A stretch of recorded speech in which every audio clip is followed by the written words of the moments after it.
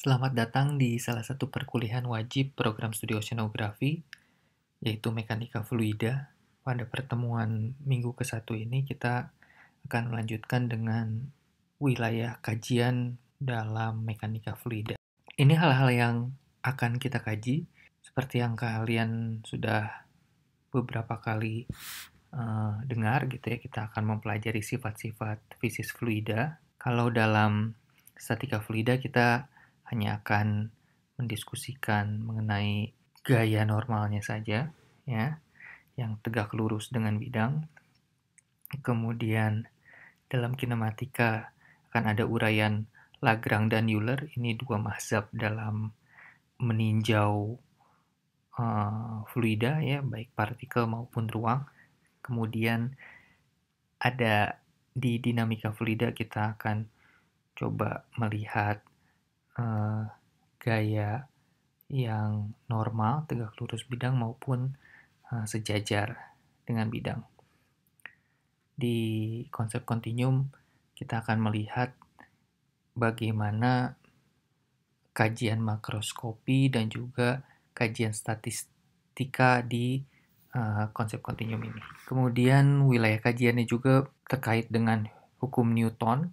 Hukum 1 Newton menyebutkan bahwa setiap benda akan tetap dalam keadaan diam, ya.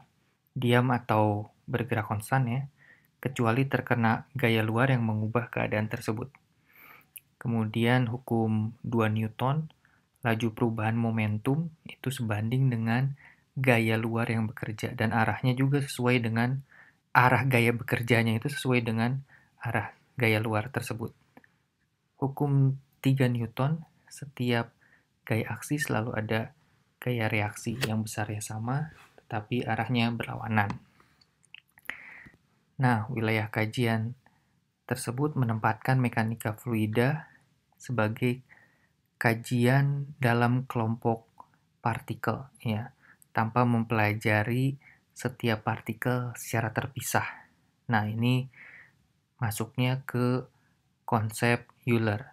Padahal secara pembahasan hukum Newton tadi, ya, kita bisa melihat bahwa yang dikajinya itu partikel. Tapi di sini nanti kita membawa ke kajian kelompok partikel, ya, bukan hanya partikel. Nah, dari mengubah asumsi tersebut tidak bisa ujuk-ujuk, ya, tidak bisa langsung kita mengambil pendekatan kelompok gitu ya, tanpa ada konsekuensi logisnya.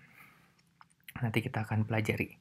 Kemudian juga fluida dalam keadaan diam atau hidrostatik merupakan kasus paling sederhana dari mekanika fluida, di mana tidak ada gaya stres akibat pergerakan fluida, ya.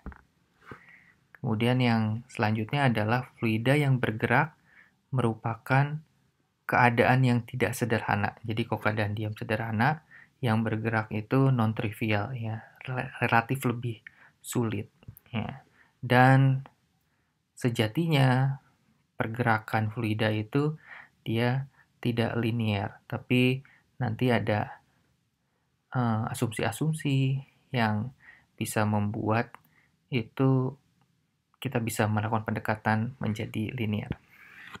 Nah, menurut kamus Webster, ya, karena fluida itu terdiri dari cairan, gas, ada juga plasma, tapi kita nggak mempelajari itu, ya.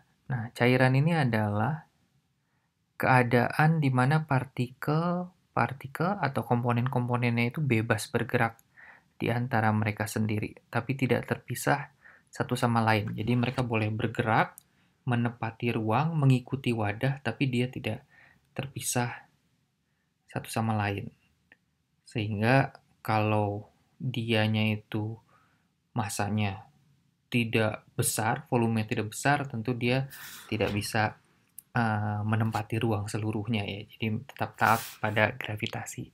Sedangkan gas atau uap air, dia partikelnya bebas bergerak dan mudah terpisah, dan dia bisa, dengan demikian dia bisa menempati segala ruang. Itu menurut kamus Webster, dan itu wilayah kajian kita juga, ya. Nah, konsep dasar mekanika fluida dari kajian teoritik mekanika fluida atau juga nanti hidrodinamika itu didasarkan pada konsep massa elementer atau partikel fluida ya.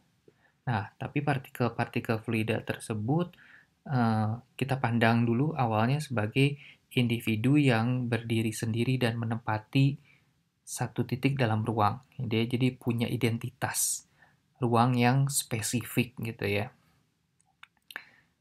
Kemudian konsep tersebut sebagai bantuan dalam memahami arti fisis dari persamaan diferensial yang mengatur gerak fluida.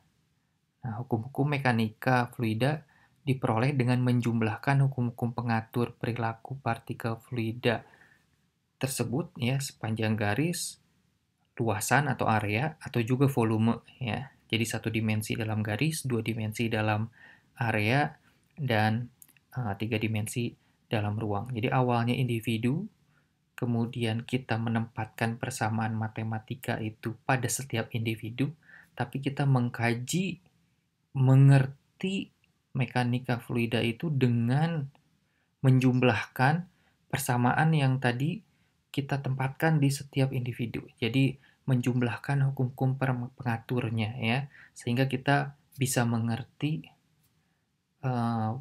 perilaku atau karakteristik fluida pada garis, luasan, atau fluida ruang. Demikian wilayah kajian yang ada pada mekanik fluida. Untuk pertemuan minggu pertama ini kita cukupkan sekian. Terima kasih.